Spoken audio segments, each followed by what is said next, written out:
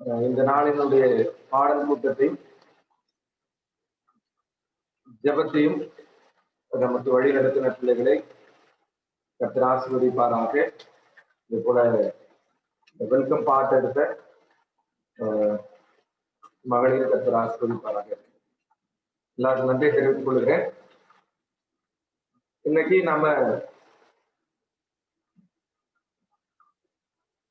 தொடர்ந்து 4ஆம் அதிகாரமும் 5ஆம் அதிகாரத்தையும் நாம் படிக்க போகிறோம். எத்தனை பேர் போய் வீட்டுல கிளாஸஸ் முடிஞ்சதுக்கு அப்புறமா நீங்க 4ஆம் அதிகாரத்தையும் 5ஆம் அதிகாரத்தையும் அட்லீஸ்ட் ஒரு ரீடிங்காவது பண்ணீங்க? ஒண்ணு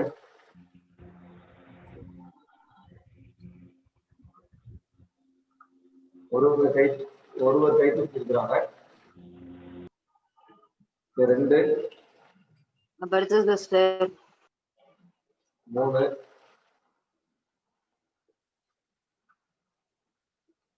சரி.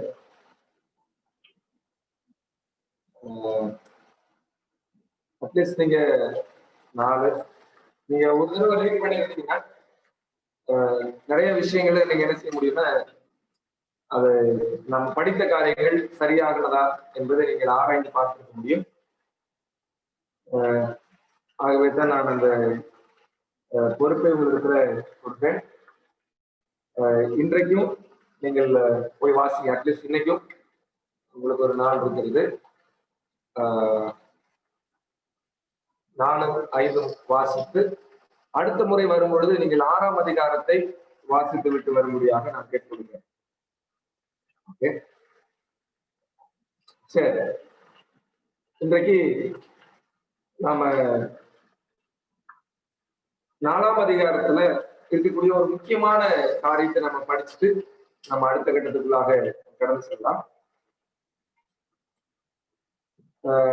மேபி ஒரு சின்ன ரிவ்யூக்காக சில கேள்விகளை நான் கேட்கிறேன், நீங்க பதில் சொல்லுங்க.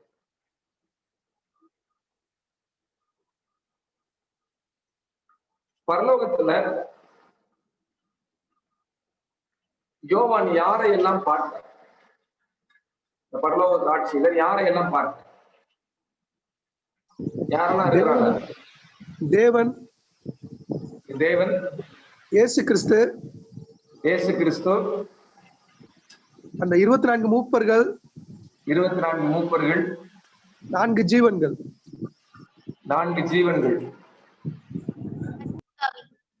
ஒரு முக்கியமான நபரை விட்டுட்டீங்களே, பரிசுத்த ஆவியானவர். இன்னொரு நபரை விட்டீங்களே, பலமுள்ள ஒரு தூதன். ஓகே, சரி. அவர்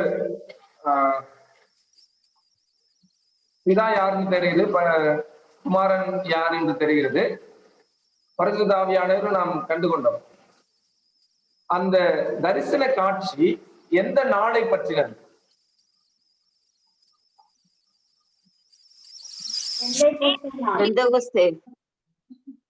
பெந்தேகோஸ்தே என்னும் நாளை பற்றினது. அதற்கு சில ஆதாரங்களை எல்லாம் நாம் என்ன செய்தோம், பார்த்தோம். அது கர்த்தராகிய இயேசு கிறிஸ்துவனுடைய முடிசூட்டுகிற ஒரு நாள். ஆசாரியனாக இவ்வுலகத்தினுடைய பரிந்து பேசுகிறதற்கான தகுதி உள்ள ஒரு நபராக அவர் அங்கு முடிசூட்டப்பட்ட ஒரு நாளை நாம் என்ன செய்கிறோம், அந்த தரிசனத்துல நாம் பார்க்கிறோம். ஆகவே அது எவ்வளவு முக்கியத்துவம் வாய்ந்த ஒரு அனுபவமாக இருந்தது என்பதையும் நாம் என்ன செய்தோம், கண்டுகொண்டோம். சரி, இப்போ இன்னொரு விஷயத்தையும் நான் நேற்றுக்கு உங்களிடத்துல ஒரு கீவேர்டு, ஒரு 3 கீவேர்டு வச்சுக்கோங்க மனசுல அப்படின்னு சொல்லி நான் சொன்னேன். அது என்ன 3 கீவேர்டு?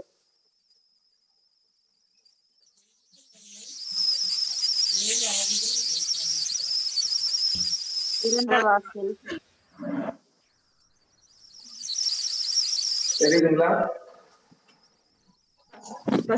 கீவேர்டு என்ன சொல்லுங்க பார்க்கலாம். திறந்த வாசல். திறந்த வாசல். அடிக்கப்பட்ட வண்ணமா இருக்கிற ஒரு ஆட்டுக்குட்டி. அடிக்கப்பட்ட வண்ணமா இருக்கிற ஒரு ஆட்டுக்குட்டி. 7 கண்களுடைய பரிசுத்த ஆவியானவர் இருக்கிறார். பூமி எங்கும் ஏழு அன்பு கண்களை படுகிற உடைய பரிசுத்த ஆவியானவர், அதுவா சொன்னேன், பூமி பூமி எங்கும் எங்கும் அனுப்பப்படுகிற அனுப்பப்படுகிற அனுப்பப்பட்டிருக்கிற தேவனுடைய ஏழு ஆவியானவர். பூமியில அனுப்பப்படுகிற தேவனுடைய 7 ஆவிகள். ஓகே, சரி.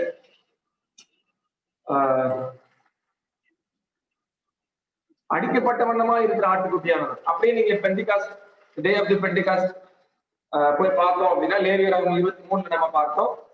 அன்றைக்கு வந்து அந்த முதல் பலன், அதன் மூலமாக கிடைத்ததை, அந்த மாவை அவர்கள் செய்து, அந்த அதுல இருந்து முதல் பலனிலிருந்து மாவை எடுத்து அதில இருந்து அப்பத்தை செய்து புளிப்பில்லாத அப்பமாக தேவனுக்கு முன்பாக செலுத்துகிற ஒரு நாள் தான் பெந்தைகோஸ்தே என்னும் நாள். சோ கிறிஸ்து அன்றைக்கு அவர் தன்னை போஜன பலியாக ஆண்டவருக்கு முன்பாக ஒப்பு கொடுத்த ஒரு நாள். அதாவது அவருடைய தியாகத்தினால அவர் பெற்றுக்கொண்ட அந்த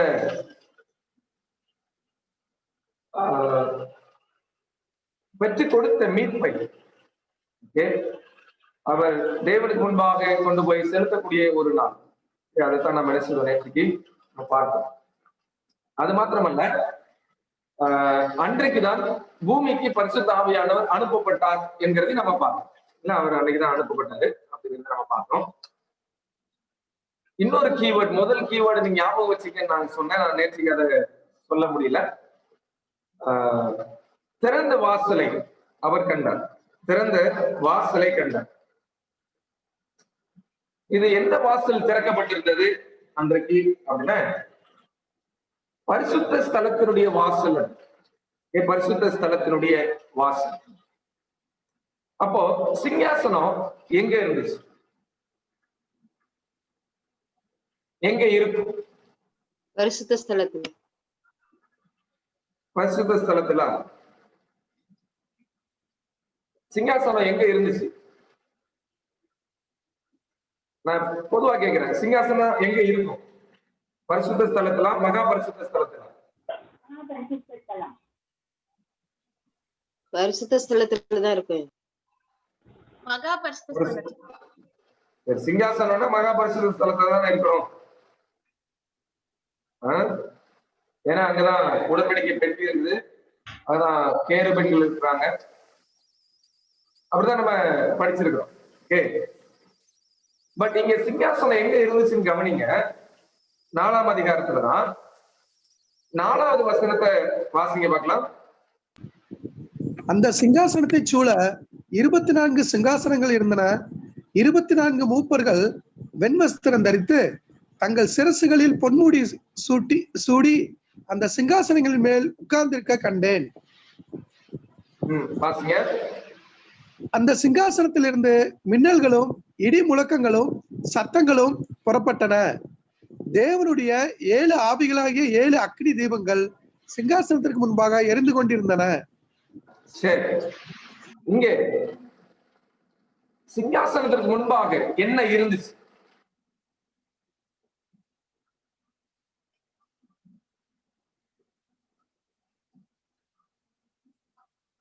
சிங்காசனத்துக்கு முன்பாக என்ன இருந்துச்சு? அழிந்து போக்கான கண்ணாடி கடல். இப்பதான் வாசிச்சோம், அதுல இருந்துதான் நான் கேட்கிறேன். நீங்க முன்னாடி பின்னாடி எல்லாம் போக வேண்டாம். இப்ப வாசித்ததுல இருந்து 7 தீபங்கள் எரிந்து கொண்டிருந்தன. அந்த வார்த்தை அங்க தெளிவா இருக்குது. சிங்காசனத்திற்கு முன்பாக 7 அக்கினி தீபங்கள். Very good. 7 அக்கினி தீபங்கள் எரிந்து கொண்டிருந்தது. 7 என்ற எண்ணிக்கையில் இருக்கக்கூடிய அக்கினி தீபங்கள் இல்ல, அது ஒன்று பரிசுத்த ஆவியானவரை குறிக்கிறது. இன்னொன்று, இந்த 7 அக்கினி தீபங்கள் பரிசுத்த ஸ்தலத்துல இருக்குமா, மகா பரிசுத்த ஸ்தலத்துல இருக்குமா? பரிசுத்த ஸ்தலம். பரிசுத்த ஸ்தலம். இப்ப சிங்காசனம் எங்க இருக்குது? பரிசுத்த ஸ்தலத்துல 7 அக்கினி தீபங்களுக்கு நேர் எதிராக சிங்காசனம் இருக்கிறத நம்ம பார்க்க முடியும். சோ சிங்காசனம் பரிசுத்த ஸ்தலத்தில் இருந்தது. சிங்காசனம், தேவனுடைய சிங்காசனம், இட் இஸ் மூவபிள். அது நகரக்கூடியது. அது பிரகாரத்தின் வாசல் வரைக்கும் வரும். உடன்படிக்கையை பெட்டி இருக்கக்கூடிய பரிசுத்த ஸ்தலத்திற்கு போகும், மகா பரிசுத்த ஸ்தலத்துக்கு போகும், பின்பு பரிசுத்த ஸ்தலத்திற்கு வரும். அப்போ சிங்காசனம் என்பது அது நகரக்கூடிய, இட் இஸ் மூவ். இது சுமந்துட்டு போறவங்க தூதர்கள் தான்.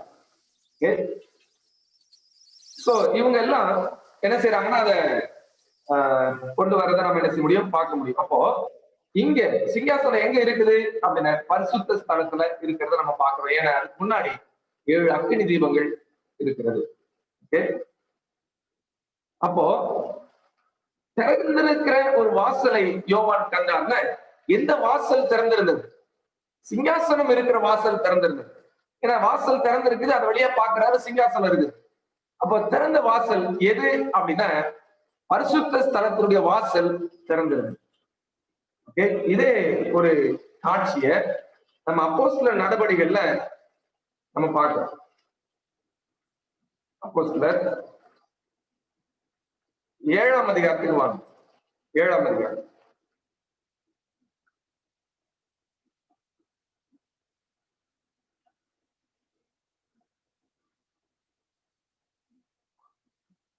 ஐம்பத்தி 6வது வசனத்தை வாசிங்க. இங்க ஸ்தேவான் சொல்ற ஸ்தேவானுடைய வார்த்தைகள் வாசிங்க.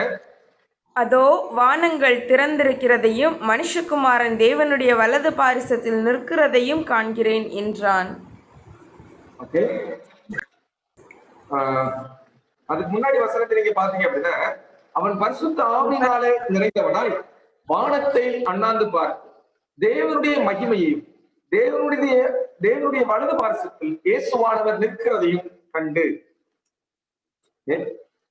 இப்போ இங்க நம்ம என்ன பார்க்கிறோம் அப்படின்னு சொன்னா, மிக அழகாக பொருந்ததில்ல, எல்லா வசனங்களையும் நாம அப்படியே சேர்த்து பார்க்கும்போது, ஸ்தேவான் இயேசு கிறிஸ்துவை வலது பாரிசத்துல நிற்கிறதை அவர் பார்க்கிறார். அது மாத்திரமல்ல, அங்கே வானம் திறந்திருக்கிறதை பார்க்கிறார்.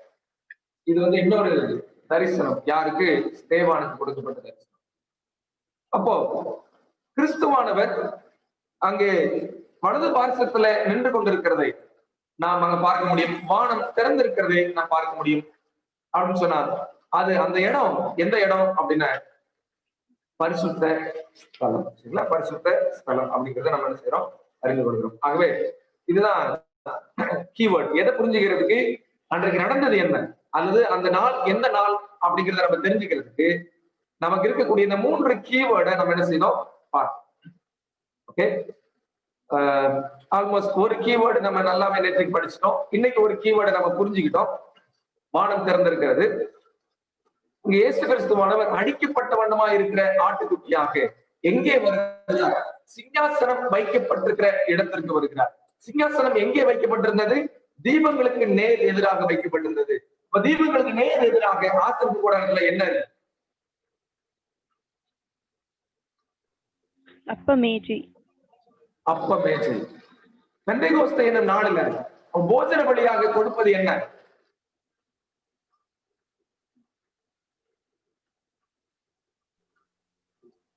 பெந்தேகோஸ்தே நாள்ல பஸ்கா பண்டிகை முடிந்து 2வது நாளிலிருந்து 50வது நாள் புளிப்பில்லா அப்பங்கள். புளிப்பில்லா அப்பத்தை போஜன பலியாக கொடுக்கிறாங்க. சோ பாருங்க, எக்ஸாக்டா அது பொருந்தும். இதான் அங்க அந்த புளிப்பில்லா அப்பத்தை பலியாக ஏற்றுக்கொள்ளுகிறதுக்காக அப்ப மேஜை பக்கத்துல தன்னுடைய சிங்காசனத்தை வைத்திருந்தார்.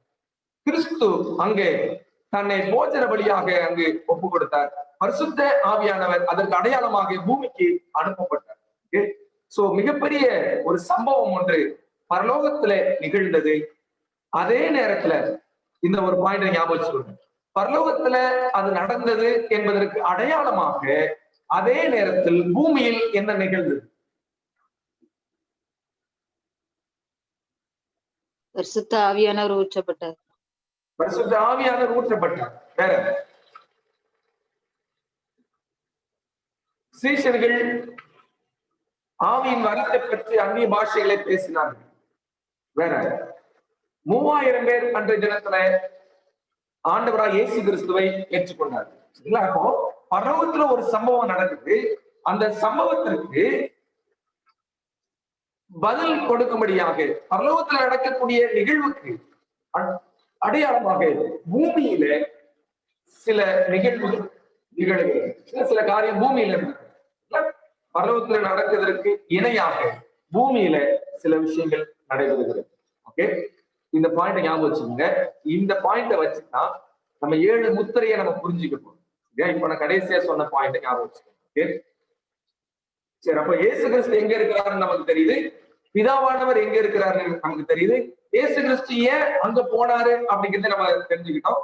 அவர் தன்னை அந்த புளிப்பில்லாத அப்பமாக ஆண்டவர் முன்பாக தன்னை கொடுப்பதற்காக போகிறார். புளிப்பு என்பது பாவத்தை சுட்டி காண்பிக்கிறது, புளிப்பு இல்லாமை என்பது பாவம் இல்லாமையை சுட்டி காண்பிக்கிறது. கிறிஸ்து தன்னை மாசற்ற பலியாக அங்கு ஆண்டவருக்கு முன்பாக தன்னை நிறுத்தின அந்த நாள் தான் பெந்தேகோஸ்தே என்னும் நாள். அந்த நாளில ஆண்டவர் அதை ஏற்றுக்கொண்டார் என்பதற்கு அடையாளமாகத்தான் பரிசுத்த ஆவியானவர் பூமிக்கு அனுப்பப்படுகிறார். அதன் மூலமாக இந்த உலகத்துல கிறிஸ்துவை குறித்த சுவிசேஷம் பிரசங்கிக்க தொடங்கிற்று. அந்த வல்லமையை அவர்கள் பெற்றிருந்தார். அடுத்து நம்ம பார்க்க போகிறது 24 மூப்பர்களை நேற்றுக்கு நம்ம பார்த்தோம். இந்த 4 ஜீவன்கள் யார்? Who are these 4 beasts? எசேக்கியேல் 1ஆம் அதிகாரத்துக்கு வாங்க. 1ஆம் அதிகாரத்துக்கு வாங்க.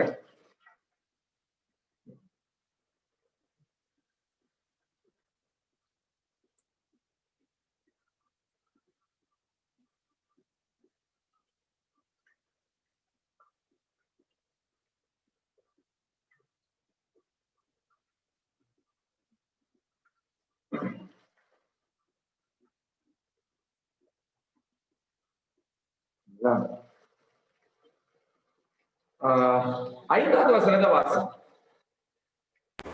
அதன் நடுவில் இருந்து 4 ஜீவன்கள் தோன்றின. அவைகளின் சாயல் மனுஷ சாயலாயிருந்தது. அவைகளில் ஒவ்வொன்றுக்கும் 4 முகங்களும் ஒவ்வொன்றுக்கும் 4 செட்டைகளும் இருந்தன. அவைகளுடைய கால்கள் நிமிர்ந்த கால்களாயிருந்தன. அவைகளுடைய உள்ளங்கால்கள் கன்றுக்குட்டியின் உள்ளங்கால்களுக்கு ஒப்பாயிருந்தன. அவைகள் துலக்கப்பட்ட வெண்கலத்தின் வருணமாய் மின்னிக் கொண்டிருந்தன. அவைகளுடைய செட்டைகளின் கீழ் அவைகளின் 4 பக்கங்களிலும் மனுஷ கைகள் இருந்தன. அந்த 4க்கும் அதினதின் முகங்களும் அதினதின் செட்டைகளும் உண்டாயிருந்தன. அவைகள் ஒவ்வொன்றின் செட்டைகளும் மற்றதின் செட்டைகளோடு சேர்ந்திருந்தன. அவைகள் செல்லுகையில் திரும்பாமல் ஒவ்வொன்றும் தன் தன் திசைக்கு நேர்முகமாய் சென்றன.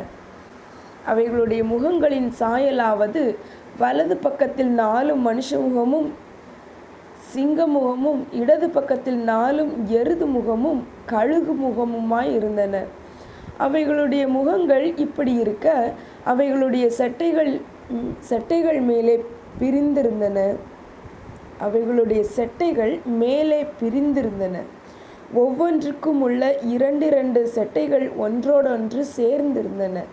மற்ற 2 செட்டைகள் அவைகளுடைய உடல்களை மூடின. அவைகள் ஒவ்வொன்றும் தன் தன் திசைக்கு நேர்முகமாய் சென்றது. ஆவி போக வேண்டும் என்றிருந்த எவ்விடத்துக்கும் அவைகள் போயின. போகையில் அவைகள் திரும்பி பார்க்கவில்லை. ஜீவன்களுடைய சாயல் எப்படி இருந்ததென்றால், அவைகள் எரிகிற அக்கினி தழலின் தோற்றமும் தீவர்த்திகளின் தோற்றமுமாயிருந்தது. அந்த அக்கினி ஜீவன்களுக்குள்ளே உலாவி பிரகாசமாயிருந்தது. அக்கினியிலிருந்து மின்னல் புறப்பட்டது. அந்த ஜீவன்கள் மின்னலின் தோற்றம் போல் ஓடித்திரிந்தன. 15. நான் அந்த ஜீவன்களை பார்த்து கொண்டிருக்கையில், இதோ பூமியில் ஜீவன்கள் அண்டையிலே 4 முகங்களையுடைய ஒரு சக்கரத்தை கண்டேன்.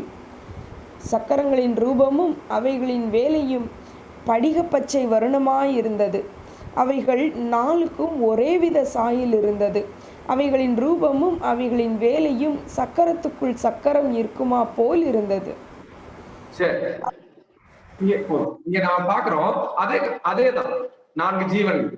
அதற்கு முகங்கள் இருந்ததை நம்ம பார்க்க முடியும். எசேக்கியேல் வேற ஒரு தோற்றத்துல பார்க்க அப்படின்னா அவங்க உண்மையிலே அந்த முகத்தோட தான் இருப்பாங்களா? அந்த முகத்தோட தான் இருப்பாங்க, அல்லது அது வேற ஏதாவது ஒரு ஸ்பிரிச்சுவல் மீனிங் அதுல இருக்குதா? நம்ம என்ன செய்யணும் பார்க்க வேண்டும். சரி, இவைகள் யார்? இது கவனிங்க, முகங்கள் இருந்தது. வெளிப்படுத்தல பார்த்தா அதே முகங்கள் தான். சரிங்களா? மனுஷ முகம், கழுகு முகம், காளை முகம், அப்புறம் இன்னொரு முகம் என்ன, சிங்க முகம். 4 முகங்களும் இந்த ஜீவன்களுக்கும் இருக்கிறது, அந்த ஜீவனுக்கும் இருக்கிறது. அங்கே ஒவ்வொரு ஜீவனுக்கும் ஒவ்வொரு முகம். இங்கே ஒரு ஜீவனில் 4 முகங்கள் இருந்ததாக நம்ம என்ன செய்ய முடியும், பார்க்க முடியும். சோ இது வந்து ஒரு ஸ்பிரிச்சுவல் அல்லது ஒரு சிம்பாலிக்கான ஒரு அர்த்தம் உடையதுதான். ஆனால் இந்த ஜீவன்களுக்கு சக்கரம் இருந்தது. சக்கரம் வேற எதுவும் இல்லை, அந்த சக்கரத்தை கொண்டுதான் இவங்க என்ன செய்யறாங்கன்னா இந்த சிங்காசனத்தை நகர்த்துகிறாங்க. சரிங்களா? சோ இவர்கள் யார்? இவர்கள் யார்? ஓகே, இங்க வேற யாரும் இல்ல. 10வது அதிகாரத்துக்கு வாங்க. இவங்க யாருன்னு பார்க்கணும்.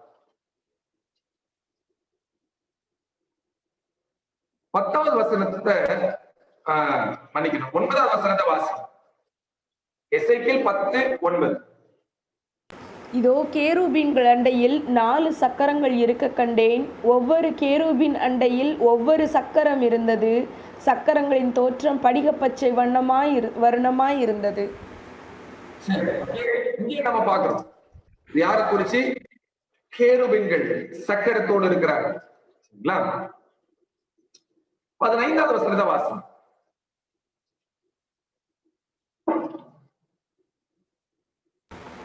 கேருபீன்கள் மேலே எழும்பின. இதுதான் நான் கேபார் நதியண்டையிலே கண்டிருந்த ஜீவன். அவ்வளவுதான். இந்த 4 ஜீவன்கள் யாரு அப்படின்னா, இந்த 4ம் கேருபீன்கள்.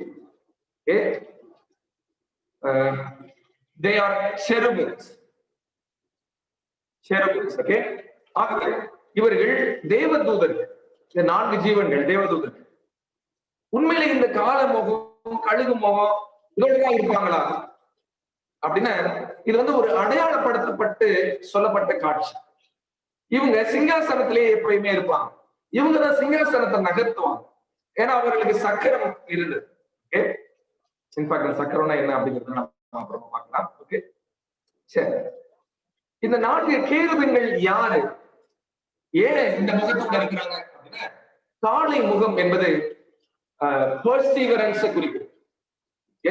பெர்சிவரன்ஸ் அது வந்து அவங்க இது ஆண்டவருடைய பெர்சிவரன்ஸ், ஆண்டவருடைய அந்த ஒரு 4 குணத்தையும் 4 வல்லமையும் சுட்டி காண்பிப்பதற்காக இருக்கக்கூடிய 4 ஜீவன்கள்.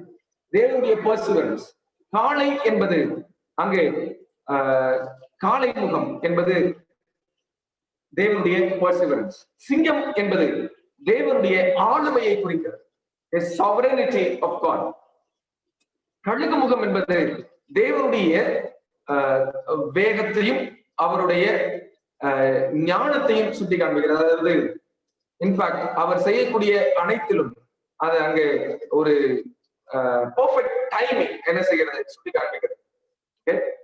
அடுத்ததாக ஆண்டவர் அந்த அந்த முகத்துல ஒன்று மனித முகம், அது இன்டலெக்ட் என்ன செய்கிறது அடையாளப்படுத்துகிறது. சோ தேவனுடைய பண்புகளை அடையாளப்படுத்துகிற 4 கேருபீன்கள். they are angelic host. அவர்கள் வந்து தேவ தூதர்கள், பரம சேனை. ஓகே, சோ 4 ஜீவன்கள் யார் அப்படிங்கிறது நம்ம பார்த்தோம். இன்னைக்கு இன்னும் டவுட்டா இருந்தா நீங்க என்ன செய்யலாம், இந்த எசேக்கியேல் 1ஆம் அதிகாரத்தில் 10ஆம் அதிகாரத்தில் நீங்க படிச்சு பாருங்க. Pastor, one more doubt. இங்க ஒவ்வொன்றுக்கும் 4 சிறகுகள் இருந்ததுன்னு சொல்லி இதுல எழுதியிருக்கு. அதுல ஒவ்வொன்றும் அவ்வாறு சிறகுகள் உள்ளவைகளாய் இருந்தன அப்படின்னு சொல்லி அதுல எழுதியிருக்குது. ஆமா, கேருபீன்களுக்கு பொதுவாகவே 2 சிறகுகள். கேருபீன்களுக்கு 2 சிறகு தான். நம்ம எங்க பாக்குறோம்? உடன்படிக்கை பெட்டின் மேல இருக்கக்கூடிய கேருபீன்கள் 2 சிறகு தான். ஓகே, சோ ஒரு காட்சியை பார்க்கும்போது இங்க ஒரு காட்சி என்ன பாக்குறாரு, ஒரே ஜீவனுக்கு 4 முகம் இருக்கு. ஆனா வெளிப்படுத்தல பார்க்கும்போது ஒரே ஜீவனுக்கு ஒரு முகம் தான். இங்க 4 சட்டைகள், அங்க 6 சட்டைகள். சரிங்களா? அப்போ இது அவர் சிம்பாலிக். ஆனா நிஜமா பார்த்தோம் அப்படின்னா 6 சட்டைகள் உள்ளவர்கள் சேராபின்கள். 2 தேவதூதர்கள் தான் இருக்கிறாங்க, கேருபின்கள், சேராபின்கள். சேராபின்களுக்கு தான் 6 சட்டைகள் உண்டு. ஆனா தரிசனத்துல பார்க்கும்போது உண்மையிலே அவங்க கால முகமா இருந்திருக்கும், இல்ல சிங்க முகமா இருந்திருக்கும். இல்ல, இவர்கள் அந்த தரிசனத்துல, அதாவது எசேக்கியேல் பார்க்கக்கூடிய தரிசனத்துல 4 சட்டைகளோடு பார்க்கிறார். யோவான் பார்க்கக்கூடிய தரிசனத்துல 6 சட்டைகளோடு என்ன செய்யறாருன்னா பார்க்கிறார். சோ அந்த தரிசனத்தின் பொருளை விளக்குவதற்காக அப்படி காண்பிக்கப்பட்டிருக்கு. ஓகே, இது 6 4 என்ன அப்படிங்கிறத இன்னொரு முறை, இது ஏன் இங்க 6 இங்க 4 அப்படிங்கிறத உங்களுக்கு அதை குறித்து நான் சொல்றேன். ஆனா தரிசனத்தின் தேவைக்கு ஏற்றார் போல இங்க ஒரே ஜீவனுக்கு 4 முகம், அங்க ஒவ்வொரு ஜீவனுக்கும் ஒவ்வொரு முகம் அப்படின்னு பார்த்தா அங்கேயும் வந்து கான்ட்ராடிக்டரியா நமக்கு இருக்கு. சோ நம்ம என்ன ஜெனரலா புரிஞ்சுக்கிறோம் அப்படின்னா, இந்த தரிசனத்துல இவர் பார்த்த தரிசனத்தினுடைய விஷயங்கள் புரிஞ்சுக்கிறதுக்காக இங்க 4 சட்டைகளோடும் ஒரே ஜீவனுக்கு 4 முகத்தோடும் இருக்கு. அங்கே அவர் அதை புரிந்து கொள்வதற்காக ஒரு ஜீவன். ஆக மொத்தம் இவர்கள் எல்லாருமே கேருபின்கள் என்பதை நம்ம என்ன செய்ய முடியும், பார்க்க முடியும். ஆனால் உண்மையிலேயே கேருபின்களுக்கு 2 சட்டை தான் ஜெனரல். சோ அந்த தரிசனத்தின் நிமித்தமாக, அல்லது அங்க அவர் என்ன புரிஞ்சுக்க போறாங்களோ அதற்கு ஏற்றாறு போல என்ன செய்கிறது, தரிசனம் அவருக்கு அனுபவிக்கப்படுகிறது. சோ இது வந்து லிட்ரலா நம்ம எடுத்துக்க முடியாது. இது வந்து ஒரு சிம்பாலிக்கா நம்ம என்ன செய்யறோம், எடுத்துக்கொள்கிறோம். ஒருவேளை இங்க என்ன சிம்பாலிசம் இருக்குது, இங்க என்ன சிம்பாலிசம் இருக்கிறது அப்படிங்கிறத இன்னொரு நாள் நம்ம அதை படிக்கலாம். ஓகே, சரி. ஐ திங்க் இப்போதைக்கு அது உங்களுக்கு போதுமானது நான் நினைக்கிறேன். Jasmine? Yes pastor, thank you pastor. Okay, ஆனா ஜெனரலா பார்த்தா நம்ம வந்து கேருபீன்களுக்கு 2 சட்டை, சேராபீன்களுக்கு தான் 6 சட்டைகள்.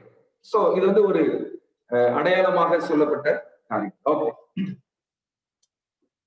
இன்றைக்கு நம்ம மிக முக்கியமா நம்ம படிக்க போகிற விஷயம் என்ன அப்படின்னு சொன்னா, நம்ம எல்லாரும் யார் யார் அப்படிங்கறத பார்த்தோம். ஆனா பிதாவுடைய கையில ஒரு புக் இருந்துச்சு. 5ஆம் அதிகாரத்துக்கு வாங்க. 5ஆம் வெளிப்படுத்தல 5ஆம் அதிகாரம். இந்த 5ஆம் அதிகாரத்துல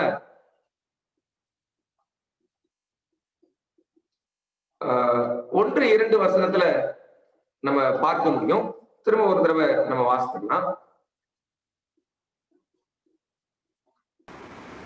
அன்றியும் உள்ளும் புறம்பும் எழுதப்பட்டு 7 முத்திரைகளால் முத்திரிக்கப்பட்டிருந்த ஒரு புஸ்தகத்தை சிங்காசனத்தின் மேல் வீற்றிருக்கிறவருடைய வலது கரத்திலே கண்டேன். புஸ்தகத்தை திறக்கவும் அதன் முத்திரைகளை உடைக்கவும் பாத்திரவான் யார் என்று மிகுந்த சத்தமிட்டு கூறுகிற பலமுள்ள ஒரு தூதனையும் கண்டேன். இங்கே நம்ம என்ன பார்க்கிறோம் அப்படின்னா, தேவனுடைய கையில ஒரு புத்தகம், ஆனால் அந்த ஒரு புத்தகம் 7 முத்திரைகளினாலே முத்திரிக்கப்பட்டது. 7 முத்திரை. இந்த முத்திரையை உடைக்கவும் திறக்கவும் அதில் எழுதி இருக்கிறவைகளை வாசிக்கவும் யார் இருக்கிறார் என்ற கேள்விதான் அந்த 5ஆம் அதிகாரம் முழுவதும் எழுப்புது. அதற்கு இயேசு கிறிஸ்து தகுதி உடையவராக வருகிறார். இந்த புக்ல என்ன இருந்துச்சு, அல்லது என்ன இருக்கு, அது என்ன புக்? என்ன புக் இல்லைன்னு சொல்லிடுறேன். அது ஜீவ புஸ்தகம் இல்ல, பாவ புஸ்தகமும் இல்ல, ஞாபக புஸ்தகமும் இல்ல. ஓகே, ஏன் அப்படின்னா அவைகள் எல்லாம் முத்திரிக்கப்பட்டது அல்ல, தேவதூதர்கள் கையாளுகிறார்கள். எல்லா அந்த புஸ்தகங்கள் எல்லாம் தேவதூதர்கள் கையாளுகிறார், ஞாபக புஸ்தகத்துல. ஓகே, ஆனால் இந்த புஸ்தகம் பிதாவுடைய கைகளில் இருக்கிறது. அவைகளில் ஏதோ ஒன்று எழுதப்பட்டிருக்கிறது. சோ இந்த அந்த 3 புஸ்தகம் இது கிடையாது. ஜீவ புஸ்தகம், பாவ புஸ்தகம். பாவ புஸ்தகம் என்கிற வேர்ட் பைபிள் இல்ல, ஆனா பாவ புஸ்தகத்துக்கு கான்செப்ட் நம்ம ஞாபக புஸ்தகம். இந்த மூன்றும் கிடையாது. அப்ப இது என்ன book? Okay?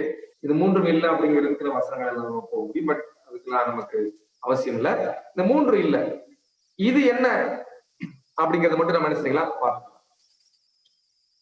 பைபிள்ல நிறைய இடங்கள்ல இந்த எழுதப்பட்ட எழுத்துக்களுக்கு முத்திரை போடப்பட்டு இருக்கக்கூடிய சம்பவங்கள்லாம் இருக்கு. எந்தெந்த இடத்துல எல்லாம் முத்திரை போட்டாங்க அப்படிங்கிற சம்பவம் இருக்கு. அதுல ஒண்ணு தானியேல் புஸ்தகத்தை முத்திரை போடுன்னு சொல்றாரு. அப்படின்னா அது மறைத்து வை அப்படின்னு சொல்லிட்டாரு. அது குறிப்பிட்ட காலத்துல அது திறக்கப்படும் அப்படின்னு சொல்றாரு. சரியா? இது தானியேல் புஸ்தகமா இருக்குமா? கிடையாது. தானியேல் புஸ்தகம் கிடையாது. ஏன் கிடையாது அப்படின்னா, ஆண்டவர் திறக்கக்கூடிய காலத்தை முன்னறிவிச்சிட்டார். இன்னொன்று, இத எழுதுனது தானியேல் ஒரு மனுஷன். ஆனா இந்த புக்கு பிதாவினுடைய கையில என்ன செய்கிறது இருக்கிறது. அப்போ இது பரலோகத்துல இருக்கக்கூடிய ஒரு புக்கு, பூமியில இருக்கக்கூடிய புக்கு குறிச்சு அது பேசும். பரலோகத்துல இருக்கக்கூடிய ஒரு புக். வேற எங்க எல்லாம் எழுதப்பட்ட எழுத்துக்கள் முத்திரை போடப்பட்டது அப்படிங்கிற சம்பவங்களை நம்ம என்ன செய்யலாம், வரிசையை நம்ம பார்க்கலாம்.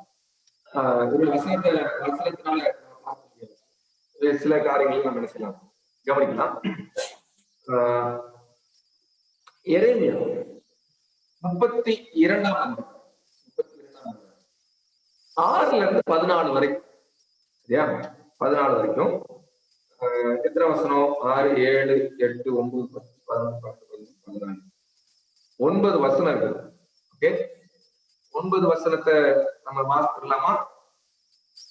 அப்படின்னு சரி, ட்ரை பண்ணுவோமே. அந்த 9 வசனத்தை வாசிங்க. 32 ஆளுக்கு ஒரு நபர் ஒரு வசனம் வாசிங்க பார்க்கலாம்.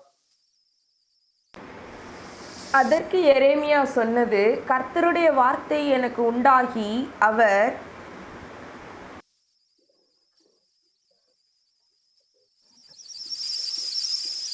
இதோ உன் பெரிய தகப்பனாகிய சல்லூமின் குமாரன் அனாமேயல் உன்னிடத்தில் வந்து ஆன தேசத்தில் இருக்கிற என் நிலத்தை நீ வாங்கிக்கொள், அதை கொள்ளுகிறதற்கு உனக்கு நீக்கும் அதிகாரம் அடுத்ததென்று சொல்வான் என்று உரைத்தார். அப்படியே என் பெரிய தகப்பன் மகனாகிய அனாமையை கர்த்தருடைய வார்த்தையின்படி காவற்சாலையின் முற்றத்தில் என்னிடத்தில் வந்து, பென்யமீன் நாட்டு ஆனதோத்தில் உள்ள என் நிலத்தை நீ வாங்கிக் கொள்ளும், சுதந்திர பாத்தியம் உமக்குண்டு, அதை மீட்கும் அதிகாரம் உமக்கு அடுத்தது, அதை வாங்கிக் கொள்ளும் என்றான். அப்பொழுது அது கர்த்தருடைய வார்த்தை என்று அறிந்து கொண்டேன்.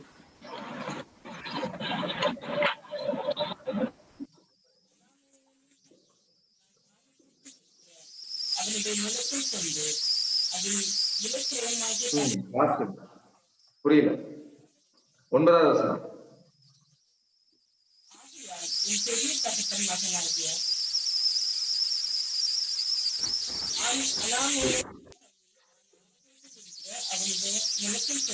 ஓகே, இப்போ வாசிக்கிறவங்களுடைய வாய்ஸ் கிளியரா இல்ல. வேற ஒருத்தங்க வாசிச்சு பார்க்கலாம். ஆகையால் என் பெரிய தகப்பன் மகனாகிய அனாமேயலின் கையில் நான் ஆனாதோத்தில் இருக்கிற அவனுடைய நிலத்தை கொண்டு அதன் விலைக்கிரயமாகிய 17 சேக்கலிடை வெள்ளியை அவனுக்கு நிறுத்தி கொடுத்தேன்.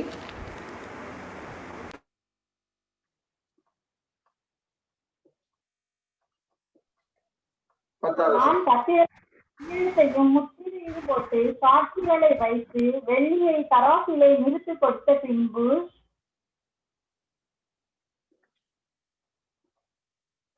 நான் சட்டத்துக்கும் வழக்கத்துக்கும் ஏற்றபடி முத்திரை போடப்பட்ட கிரைய பத்திரத்தையும் திறந்திருக்கிற பிரதியையும் எடுத்து என் பெரிய தகப்பன் மகன்.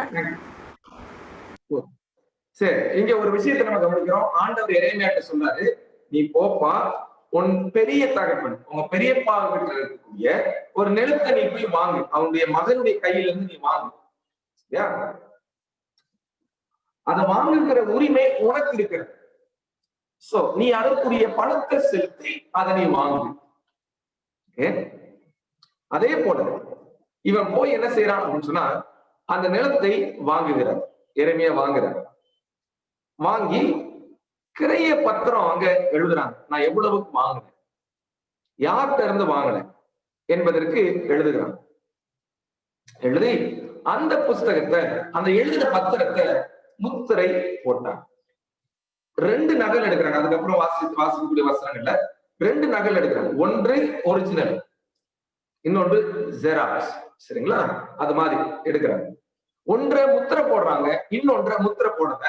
அது சாட்சி எல்லாம் கையெழுத்தெல்லாம் இட்ட பிற்பாடு முத்திரை போட்டு வச்சிடுறாங்க. இன்னொன்றை மற்றவர்கள் வாசிப்பதற்காக அதை என்ன செய்யறாங்க, திறந்து இருக்கு. இதை உடைக்க முடியாது. பட் இதுக்குள்ள என்ன இருக்குன்னு தெரிஞ்சுக்கணுமா, இதை நீங்க வாசிங்க அப்படின்னு சொல்ற அளவுக்கு 2 நகலாக என்ன செய்யப்படுது, எடுக்கப்படுது. ஓகே, இதுதான் காட்சி, இதுதான் சம்பவம் அங்க நடந்தது எரேமியாவுடைய வாழ்க்கை. ஓகே, சோ இங்கே 2-3 விஷயத்தை நம்ம கவனிக்கணும். ஒன்று, ஒரு அந்த வசனத்துல நீங்க பாத்தீங்க அப்படின்னா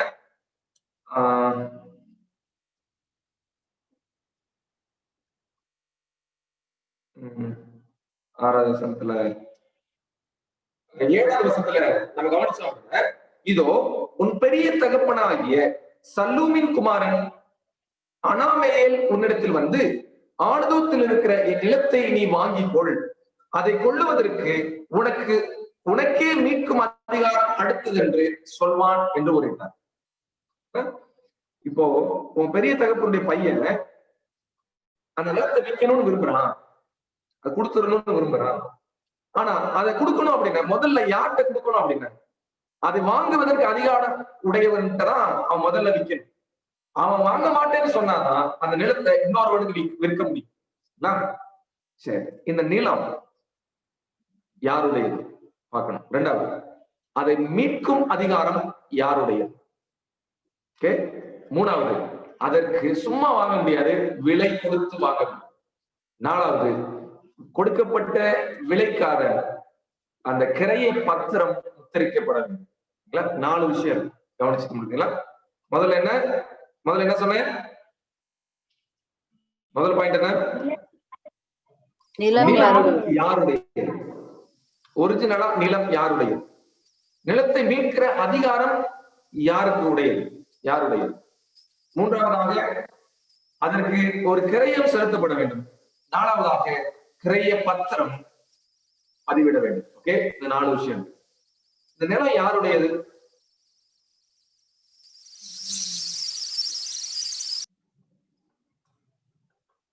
இந்த நிலம் யாருடையது?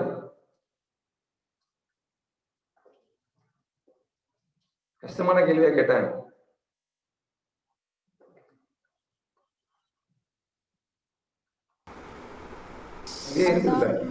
அனாமேல்.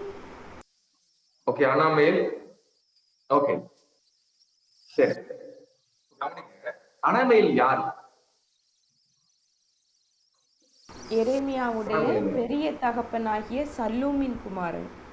ஓகே, எரேமியாவுடைய பெரிய தகப்பனுடைய குமாரன். அப்படின்னா எரேமியாவும் அனாமேலும் அண்ணன் தம்பி. அண்ணன் தம்பி எப்படி அண்ணன் தம்பி ஆகுறாங்க? இவர்களுடைய பெற்றோர்கள், இவருடைய தகப்பன் அண்ணன் தம்பி. தகப்பன் அண்ணன் தம்பி. இந்த நிலம் யாருடைய கவனிங்க. இந்த நிலமானது பூர்வீக நிலம்.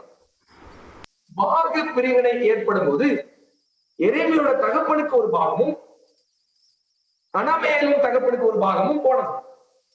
ஆனா ஒரிஜினலா இந்த நிலம் யாருடையது அப்படின்னா, இந்த பெரிய தகப்பன் சின்ன தகப்பன் அவங்களுடைய தகப்பனுடைய.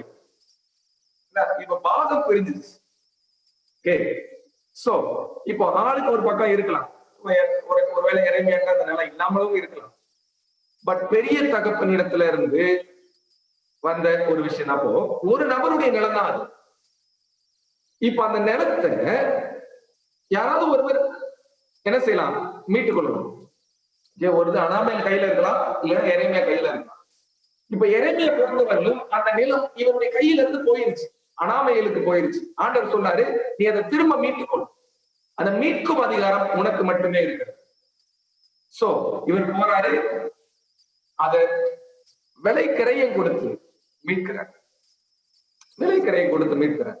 மீட்டுக் கொண்டதை கிரைய பத்திரமாக எழுதுகிறாங்க. எவ்வளவுக்கு கொடுக்கப்பட்டது, எவ்வளவுக்கு வாங்கப்பட்டது, யார் இடத்தில் கொடுக்கப்பட்டது, யாரிடத்தில் இருந்து வாங்கப்பட்டது, எல்லா தகவலும் அங்கே இருக்கு. அவங்க வீட்டு அட்ரஸ், அவங்களுடைய போன் நம்பர், இருக்கிற எல்லா தகவலும், அவங்களுடைய முற்பிதாக்களை குறித்த தகவல், இல்ல இன்னாருடைய பையன் இந்த ஊர்ல வசிக்கிறார், இந்த டோர் நம்பர்ல வசிக்கிறார். இதுதான் பாத்திய பத்திரம். ஆங்கிலத்துல டைட்டில் டீட்ஸ் அப்படின்னு சொல்லி சொல்லுவாங்க. ஆங்கிலத்தில் கிரைய பத்திரம், வாங்கினதற்கான கிரைய பத்திரம். ஓகே, சோ இத முத்திரையில் கடைசியா என்ன செய்யறாங்க, முத்திரை போடுறோம். ஓகே, அப்போ வெளிப்படத்துல நம்ம பார்க்கக்கூடிய அந்த காட்சியில கிறிஸ்து வாங்குகிற அந்த புஸ்தகம் 7 முத்திரையினால் முத்திரிக்கப்பட்டிருந்தது. இதே மாதிரி ஒரு புஸ்தகம் பழைய ஏற்பாட்டுல முத்திரிக்கப்பட்டிருந்ததா? ஆமா. அது யாரு அப்படின்னு எரேமியாவுடைய அனுபவத்துல நாம என்ன செய்யறோம் பார்க்கணும். இது ரெண்டையும் ஒப்பிட்டு பாருங்க. எப்பயுமே ஒரு விஷயம் நமக்கு புரியல அப்படின்னா நம்ம இதுக்கு முன்னாடி நடந்த சம்பவங்களை நம்ம ஒப்பிட்டு பார்ப்பது நம்முடைய வழக்கம். சோ அங்க போய் பார்க்கிறோம் அது என்ன. நீங்க லேவியராகமம் 25 இருப்போம். லேவியராகமம் 25 இதே மாதிரி ஒரு விஷயம் அங்க இருக்கு. சரிங்களா? 25 நீங்க வாசிக்க போகிற வசனம் 47, 48 வாசனம்.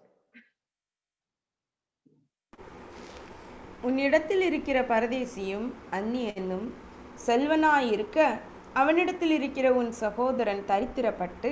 ஓகே, சாரி அது இன்னொரு விஷயத்தை சொல்றது. 25வது வசனத்தை வாசிங்க. 25வது வசனத்தை வாசிங்க. அதுவும் ரெண்டுமே ஒரே விஷயம் தான். தரித்திரப்பட்டு தன் காணியாட்சியிலே சிலதை விற்றால்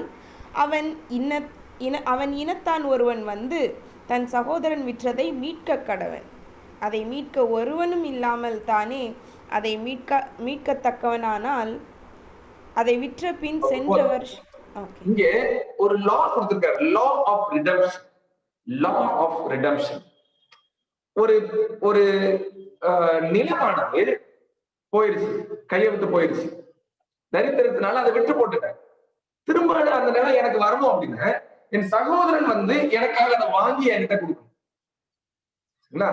ஏன் நிலம் தான், எனக்கு மீட்க சக்தி இல்லை. சோ என் சகோதரன் ஒருவன் வந்து அதை விலை கொடுத்து வாங்கி என்கிட்ட கொடுக்கணும். அதே மாதிரிதான் இந்த பூமியானது விலைப்பட்டு போயிடுச்சு. பூமியை சாத்தான் எடுத்துக்கொண்டான், உரிமையாக அவன் எடுத்துக்கொண்டான். இப்போ அதை மீண்டுமாக மீட்டு கொடுப்பதற்கு சகோதரனுக்கு தான் அதிகாரம் உண்டு. ஏன்னா அது ஏன் நிலம், ஏன் நிலம். இப்ப அந்த நிலத்தை மீட்பதற்கு என் சகோதரன் வர வேண்டும். அந்த சகோதரன் யாரு? இயேசு கிறிஸ்துவானவர். இந்த பூமி சாத்தார் இடத்துல போயிருச்சு. இப்போ அதற்குரிய விலையை கிரயத்தை கொடுத்து வாங்க வேண்டும். வாங்கும் போது எழுதப்படுகிற அந்த பத்திரம் தான் என்னது? கிரய பத்திரம். கிறிஸ்து இந்த பூமியை நமக்கு மீட்டு கொடுப்பதற்காக அவர் ஒரு விலையை கொடுத்தார். அந்த கான்செப்ட் தான் ரெவலேஷன் 5. அந்த புக்கை வாங்குறாரு. வாங்கின உடனே ஒரு பாட்டு ஒண்ணு பாடுறாரு. 4 ஜீவன்களும் 24 மூப்பர்களும் ஒரு பாடல் பாடுறான். அந்த பாடலை கவனிச்சிங்களா? என்ன பாடல்னு வாசிப்போமா?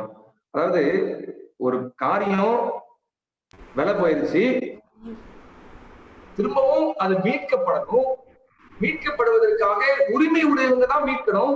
சோ உரிமையுடைய எரேமியா போய் அங்க மீட்கிறாங்க. அது போல இந்த பூமி விலை போட்டு போயிடுச்சு, அது மீட்பதற்கு ஒரு நபருக்கு தான் உரிமை இருக்கிறது. அது இயேசு கிறிஸ்து. இயேசு கிறிஸ்து விலை கொடுத்து அதை மீட்கிறார், சும்மா வாங்க முடியாது. சோ அதுக்கு ஒரு விலையை கொடுக்கிறார். என்ன விலையை கொடுத்தார்? எண்ணத்தை மீட்டுக் கொண்டார். இந்த பத்திரம், பிதாவுடைய கையில இருக்கக்கூடிய இந்த பத்திரம் இயேசுனுடைய கையில வந்த பொழுது he receives the land back. சரிங்களா? he receives the inheritance back. அவர் இழந்த ஆஸ்தியை பெற்றுக் கொள்ளுகிறார். அந்த அதிகாரம் அவரிடத்துல இருக்கு. 8வது வசனத்தை வாசிங்க. 5ஆம் அதிகாரம் 8வது வசனம். சூப்பரா அந்த புஸ்தகத்தை அவர் வாங்கின போது அந்த 4 ஜீவன்களும் 24 மூப்பர்களும் தங்கள் தங்கள் சுரமண்டலங்களையும் பரிசுத்தவான்களுடைய ஜெபங்களாகிய தூப வர்க்கத்தால் நிறைந்த பொற்கலசங்களையும் பிடித்து கொண்டு ஆட்டுக்குட்டியானவருக்கு முன்பாக வணக்கமாய் விழுந்து, தேவரீர் புஸ்தகத்தை வாங்கவும் அதன் முத்திரைகளை உடைக்கவும் பாத்திரராயிருக்கிறீர். ஏனெனில் நீர் அடிக்கப்பட்டு சகல கோத்திரங்களிலும் பாஷைக்காரரிலும் ஜனங்களிலும் ஜாதிகளிலும் இருந்து எங்களை தேவனுக்கென்று உம்முடைய இரத்தத்தினாலே மீட்டுக்கொண்டு எங்கள் தேவனுக்கு முன்பாக எங்களை ராஜாக்களும் ஆசாரியர்களுமாக்கி நீர், நாங்கள் பூமியிலே அரசாளுவோம் என்று புதிய பாட்டை பாடினார்கள். எவ்வளவு அழகா இருக்குல்ல. அவர் வாங்கின உடனே ஒரு பாட்டு பாடுறாங்க, நீர் மீட்டுக்கொண்டு, நீர் மீட்டுக்கொண்டு, உம்முடைய இரத்தத்தினாலே நீர் எங்களை மீட்டுக்கொண்டு. அப்போ இந்த பத்திரம் இப்ப இவருக்கு உரிமையாக இவர் பெற்றுக்கொள்கிறார். இவருடைய ஜனங்கள் அந்த ராஜரீகமான ஆசாரிய கூட்டமாக அரசாளுகிறவர்களாக மாறப்போகிறார். அந்த காட்சியை நீங்க அப்படியே கண்ணு அவர் அந்த பத்திரத்தை, அதாவது அவர் விலை கொடுத்துட்டாருங்க, போய் அந்த பத்திரத்தை இவர் கையில வாங்குறாரு. இது இவருக்கு உரிமையாக மாறுகிறது. Okay, so it is a title deed. அது கிரய பத்திரம். அந்த புக் கிரய பத்திரம், 7 முத்திரைகளால் முத்திரிக்கப்பட்டிருந்த கிரய பத்திரம். இதுல என்ன எழுதியிருக்கலாம், என்னெல்லாம் இருக்கலாம். இதே மாதிரி இன்னொரு சம்பவத்தை நம்ம பார்க்கலாம் பழைய ஏற்பாட்டுல. நகோமி என்ன செய்யறாங்கன்னா, பெத்லகேம்ல இருந்து போயிடுறாங்க, அவங்க நிலத்தை இழந்துட்டு போயிடுறாங்க, திரும்பவும் வர்றாங்க. வரும்போது ரூத்துக்கு கணவன் இல்லை, அது நகோமியுடைய பையன் தான். இப்போ இவங்களுக்கு இங்கே வரும்போது நிலமும் இல்லை. இவங்க நிலத்தை, நகோமிக்கு நிலம் வரணும் அப்படின்னா ரூத்த ஒரு நபர் திருமணம் பண்ணி, அவருக்கு மட்டும்தான் உரிமை இருக்குது. ஓகே, அப்படி திருமணம் பண்ணும்போது இவங்களுக்கு உரிய நிலம் இவங்களுக்கு திரும்ப கிடைக்கும். ஓகே, சோ இதை செய்யறது போவாஸ். போவாஸ் என்பவர் ரட்சகருக்கு அடையாளமாக இருக்கிறார். ஓகே, சோ இந்த காட்சியை நம்ம ஒவ்வொரு விஷயமா நம்ம பார்க்கல, நம்ம பார்க்கும்போது அது தெளிவா நமக்கு விஷயம் புரியும். சோ மீண்டும் அதை பெற்றுக்கொள்வதுதான் இந்த மீட்பு. அப்போ கிறிஸ்துவானவர் ஒரு விஷயத்தை இழந்தார், மீண்டும் அதை பெற்றுக்கொண்டு அதனுடைய உரிமை பத்திரத்தை இவர் வாங்குகிறார். சரிங்களா, அது வந்து உரிமை பத்திரம். ஓகே, சரி, இந்த புஸ்தகத்துல என்ன எலன் ஒயிட் எழுதுறாங்க, ராஜ்யங்களை குறித்த தீர்க்க தரிசனங்கள், prophetical histories about the Nations இருந்துச்சு. யாரெல்லாம் இந்த பூமியை அரசாண்டாங்க, யார்ட்டெல்லாம்ப்பா நிலம் மாறி மாறி போச்சு, கை மாறி போச்சு, சரித்திரங்கள். சபையை குறித்த தீர்க்க தரிசன சரித்திரங்கள், சபையை குறித்த தீர்க்க தரிசன சரித்திரங்கள். எந்தெந்த காலகட்டத்திலாம் இதை மீட்பதற்காக சபையை ஆண்டவர் எப்படியெல்லாம் ஆயத்தப்படுத்தினார். ஏன்னா அது ஆதியாகமம் 3ஆம் அதிகாரம் 15வது வசனத்துல அந்த சந்ததியை குறித்து பேசிக்கிட்டே வர்றாருல. சரிங்களா, அந்த சீடு வருவாரு, அந்த சீடு வர்றதுக்காக ஆண்டவர் என்னெல்லாம் செஞ்சாரு. சோ சபையை குறித்ததான நிலைப்பாடு ரொம்ப முக்கியமா எல்லாம் எழுதுறாங்க. பிலாத்து இயேசுவை கை கழுவி மரணத்துக்கு ஒப்பு கொடுத்தாருல, அவர் நீங்க என்ன செய்யணுமோ செஞ்சுக்கோங்கன்னு சொல்லிட்டாரு. ஆக்சுவலா செஞ்சிருக்க கூடாது, பிலாத்து அதுல தலையிட்டுக்கவே கூடாது. இவர் கிரயத்தை கொடுக்கறதுக்கு ரெடியா வந்திருக்கிறார். பிலாத்து யாருங்க, இவர் போய் இயேசுவை ஒப்பு கொடுப்பதற்கு? அந்த பிலாத்து எடுத்த தீர்மானமும் அங்கே பதிவு செய்யப்பட்டிருந்துச்சு. பிலாத்துடைய தீர்மானம் பதிவு செய்யப்பட்டிருந்துச்சு. யூத தலைவர்கள் இயேசுவை கொலை செய்வதற்கு எடுத்த தீர்மானம் பதிவு செய்யப்பட்டிருந்துச்சு. அவர்களுக்கு ஆண்டவர் என்ன நியாய தீர்ப்பை கொடுக்க போகிறார் பதிவு செய்யப்பட்டிருந்துச்சு. இதெல்லாம் எல்லாம் எழுதுறாங்க. கடைசியா ஒரு விஷயத்தை எழுதுறாங்க, இயேசு கிறிஸ்துவினுடைய இந்த நிலத்தை மீட்டுக் கொள்வதற்காக அவர் எடுத்த அனைத்து பாடுகளும் பதிவு செய்யப்பட்டிருந்துச்சு. எங்க இருந்து? பரலோகத்தில இருந்த அவர் பட்ட பாடுகள், அவர் சிங்காசனத்தை துறந்து கிரீடத்தை கலட்டி வைத்து அவர் மேலே இருந்து இறங்கி வந்து மனுகுலத்துல அவர் மனுஷனாக பிறந்து அவர் இந்த உலகத்திலே பாடுகளை சகித்து உபத்திரவப்பட்டு மனிதனாலே அவர் நெருக்கப்பட்டு அவர் பட்ட பாடுகள் அனைத்தும் தீர்க்க தரிசனங்களாக எழுதப்பட்டிருந்தது. ஓகே, சங்கீதம் 40:7-8 வாசிங்க. சங்கீதம் 40:7-8.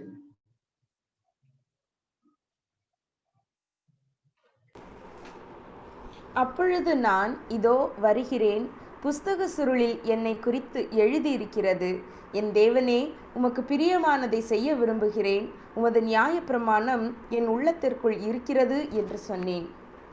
This is a messianic prophecy. இது கிறிஸ்துவை குறித்ததான ஒரு தீர்க்க தரிசனம். சங்கீதக்காரன் என்ன எழுதுகிறார்? ஆண்டவரே, இதோ நான் வருகிறேன், புஸ்தக சுருளில் என்னை குறித்து எழுதியிருக்கிறது. எலன் ஒயிட் அதை எப்படி எழுதுறாங்க? கிறிஸ்து சிலுவையில மரிக்கும் பொழுது அவர் இந்த வசனத்தை தான் ஞாபகப்படுத்தினார். புஸ்தக சுருளில் என்னை குறித்து எழுதியிருக்கிறது, ஆனாலும் நான் வருகிறேன். நான் என்ன பாடுகளை பட வேண்டும் என்பது முன்னதாகவே எழுதப்பட்டிருக்கிறது, ஆனாலும் நான் வருகிறேன். ஆண்டவரே, நீர் என்ன விரும்புகிறீரோ உம்முடைய சித்தத்தை செய்ய நான் விரும்புகிறேன்.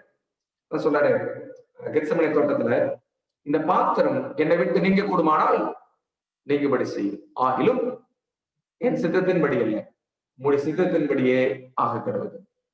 அப்பொழுது கிறிஸ்துவானவர் நினைத்து கொண்ட வசனம் இந்த சங்கீதம் 40:7-8. ஆண்டவரே, இதோ நான் வருகிறேன், உம் சித்தத்தை நான் செய்ய விரும்புகிறேன், உம்முடைய விருப்பத்தை நான் நிறைவேற்ற விரும்புகிறேன், உம்முடைய பிரமாணங்களை நான் நிறைவேற்ற விரும்புகிறேன். என்னை குறித்து ஏற்கனவே புஸ்தக சூழலில் எழுதப்பட்டிருக்கிறது, அவைகளின்படி நான் வருகிறேன், என்னை ஒப்புக் கொடுக்கிறேன். இந்த நிலத்தை நான் உரிமை கோரணும் அப்படின்னா, இந்த நிலம் எனக்கு உரிமை ஆகணும்னு சொன்னா நான் வரணும். ஆண்டவரே, நான் வருகிறேன்.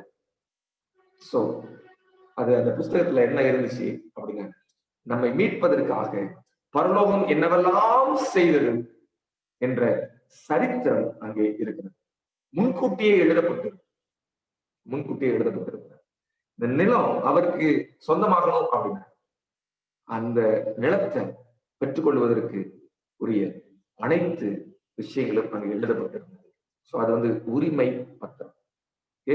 இது ஜீவ புஸ்தகமோ பாவ புஸ்தகமோ ஞாபக புஸ்தகமோ அல்ல, இது உரிமை புஸ்தகம்.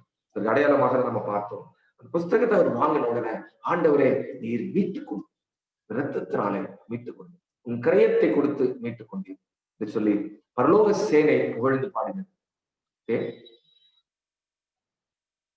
இதுல ஏதாவது டவுட் இருக்குங்களா? ஓரளவு நம்ம நினைச்சிருக்கிறோம், இதை படிச்சிருக்கிறோம். So it is a title deed. இரண்டாவது, இந்த புஸ்தகம், இது கேள்விதான், இந்த புஸ்தகத்துல என்ன எழுதியிருக்குது அப்படிங்கிறது நமக்கு தெரியும். ஆனா இதுதான் எழுதியிருக்கும் அப்படிங்கிற ஒரு விஷயத்த எலன் ஒயிட் மூலமாக நம்ம என்ன செய்கிறோம், தெரிஞ்சுக்கிறோம். இது எழுதியிருக்கும் அப்படின்னு சொல்லிட்டு. ஆனா உண்மையிலேயே அந்த புஸ்தகத்தை நம்ம போய் வாசிக்க இப்ப முடியாது. ஆனால் ஒரு நாள் போய் வாசிக்க போறோம், அதுல என்ன இருந்துச்சு. And we will know what heaven has done for us. பரலோகம் நமக்காக என்ன செய்திருக்கிறது என்பதை ஒரு நாள் நாம் அறிய போகிறோம். ஆனா அதுக்கு முன்னாடி ஒரு கேள்வி. இந்த புஸ்தகத்தில் ஒவ்வொரு பகுதியாக ஒரு முத்திரை உடைக்கப்பட்டு புஸ்தகத்தில் ஒரு பகுதி திறந்து வாசிக்கப்படுமா, அல்லது 7 முத்திரையும் உடைக்கப்பட்ட பிற்பாடுதான் புஸ்தகம் வாசிக்கப்படுமா? நீங்க என்ன நினைக்கிறீங்க? 7 முத்திரையும் உடைக்கப்படும். ஒரு பதில் வருது, 7 முத்திரையும் உடைத்த பிற்பாடுதான் அந்த புஸ்தகம் முழுமையாக திறந்து வாசிக்கப்படும். சரியா தவறா? 6ஆம் அதிகாரத்துல பாருங்க, பரலோகத்துல அந்த ஒரு முத்திரை உடைக்கப்பட்ட பிற்பாடு வெள்ளை குதிரை வந்தது, அதன் மேல் ஒருவன் ஏறி இருந்தான். 2வது முத்திரையை உடைத்த பொழுது சிவப்பு குதிரை வந்தது, அதன் மேல் ஒருவன் ஏறி இருந்தான். அப்படிதான் வாசிக்கிறோம். அப்படிதான் திறந்த உடனே வெள்ளை குதிரையை அந்த புஸ்தகத்துல இருந்து வெள்ளை குதிரை காட்சியை பாக்குறாரா? கேள்வி நமக்கு எழும்புறாரு. இந்த விஷயத்தை மட்டும் நம்ம கிளாரிஃபை பண்ணிட்டு நம்ம செய்யலாம். இன்னைக்கு பாடத்தை நம்ம முடிக்கலாம். இந்த புஸ்தகம் ஒரு முத்திரையை உடைச்ச உடனே அந்த புஸ்தகத்துடைய ஒரு பகுதி திறக்கப்படாது. ஓகே, இந்த புஸ்தகம் திறக்கப்பட்டு வாசிக்கப்பட வேண்டுமானால் 7 முத்திரையும் உடைக்கப்பட வேண்டும்.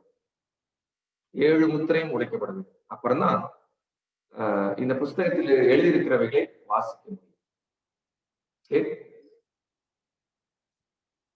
சரி, எப்படி? நம்ம ஏற்கனவே நான் ஒரு விஷயத்த நான் சொன்னேன். பரலோகத்துல ஒரு நிகழ்வு நிகழுகிறது, அதன் வெளிப்பாடாக பூமியில ஒரு சம்பவம் நடக்குது. பரலோகத்துல கிறிஸ்து தன்னை போஜன வழியாக பிதாவுக்கு கொண்டு போய் நிறுத்துகிறார். அப்பொழுது பூமியில பரிசுத்த ஆவியானவர் அனுப்பப்பட்டு ஊழியம் வளர்கிறது. சரிங்களா? பூமியில நிகழ்ந்த நிகழ்வு வேற, பரலோகத்துல நிகழ்ந்த நிகழ்வு வேற. பரலோகத்துல நிகழ்ந்த நிகழ்வுக்கு அடையாளமாக பூமியில நிகழ்கிறது. கிறிஸ்து அந்த புக்கை வாங்கிட்டாருங்கிறதுக்கு அடையாளமா அப்போஸ்தலர் 2ஆம் அதிகாரம். அவர் ஒரு முத்திரையை உடைச்சிட்டாரு அப்படிங்கிறதுக்கு அடையாளமா பூமியில ஒரு சம்பவம் நடக்க போகுது.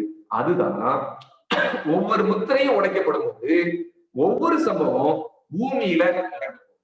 அவ்வளவுதான். இதை நீங்க புரிஞ்சிருப்பீங்கன்னு நான் நினைக்கிறேன்.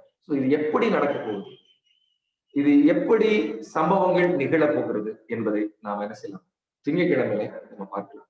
ஒவ்வொரு நிகழ்வும் என்ன என்ன ஒன்னொன்னும் என்னென்ன விஷயங்களை நமக்கு கற்றுக் கொடுக்கிறது, என்ன நிகழப் போகிறது, அது என்ன நிகழ்ந்தது என்பதை நம்ம என்ன செய்யலாம் பார்க்கலாம். ஆகவே இந்த நேரத்துக்கு ஓரளவு நம்ம என்ன செய்கிறோம், புரிஞ்சிருக்கிறோம் என்று நான் நினைக்கிறேன். திங்கட்கிழமை நம்ம என்ன செய்யலாம், அடுத்து ஒவ்வொரு முத்திரையும் உடைக்கப்படும் போது என்ன நடக்க போகுது அப்படிங்கிறது நம்ம பார்க்கலாம். ஆனால் இன்றைக்கு நான் படித்துக் கொண்ட ஒரு பாடம், நான் ஒண்ணுமே செய்யல, எனக்காக எல்லாவற்றையும் பரலோகம் செய்திருக்கிறார். பாருங்க, பூமியில நடக்க போகிற சில சம்பவங்கள் பரலோகத்துல அது முன்னதாக அவங்க களி கூறுறாங்க, அவங்க மகிழ்ச்சி அடைகிறாங்க. என்ன ஒரு விஷயம் இல்ல, நமக்கு ஏதோ ஒரு விஷயம் கிடைக்க போது அதுல அவங்க சந்தோஷப்படுறாங்க, நமக்காக அவங்க பாட்டு பாடுறாங்க.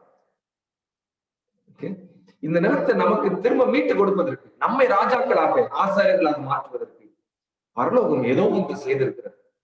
என்ன செய்தது நம்ம அறிந்திருக்கோம். இது முழுசா தெரிஞ்சுக்கணும் அப்படின்னு நம்ம வெயிட் பண்ணணும். 7 முத்திரை உடையிற வரைக்கும் நம்ம வெயிட் பண்ணணும். 7ஆவது முத்திரை உடைக்கணும். அந்த பரலோகம் செய்த அனைத்து விஷயத்தையும் நாம செய்ய முடியும், பார்க்க முடியும். அந்த இடத்துல நம்ம ஆசாரியர்களாக ராஜாக்களாக மாறணும். ஏன்னா நம்ம அந்த ராஜாக்களாக இருந்த அந்த பதவியை நம்ம இழந்துட்டோம்.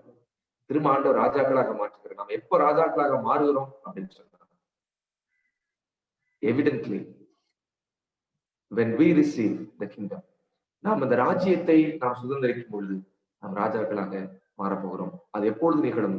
7 முத்திரையும் உடைக்கப்பட்ட பிற்பாடு அது நிகழும். ஆகவே பரலோகம் ஏதோ ஒண்ணு நமக்காக செஞ்சுட்டு இருக்குங்க என்பது நமக்கு இருக்கக்கூடிய மிக பெரிய சந்தோஷமான விஷயம். நாம் என்ன செய்திருக்கிறோம், அந்த ஆண்டவருக்காக நாம் என்ன செய்கிறோம் என்ற கேள்வியோடு அந்த நேரத்துல ஜெபிக்க நம்ம ஒப்பு கொடுப்போமா? ஜெபிக்கும் போது, ஆண்டவரே, நீ செய்த அனைத்து கிருபைகளுக்காக நன்றி சொல்லி நாம் ஜெபிக்கலாம். மகா இரக்கமும் கிருபையும் அன்பும் நிறைந்த எங்கள் ஆண்டவரே, இந்த ஆசீர்வதிக்கப்பட்ட ஓய்வு நாளின் ஆயத்த நாளுக்காக நன்றி செலுத்துகிறோம்.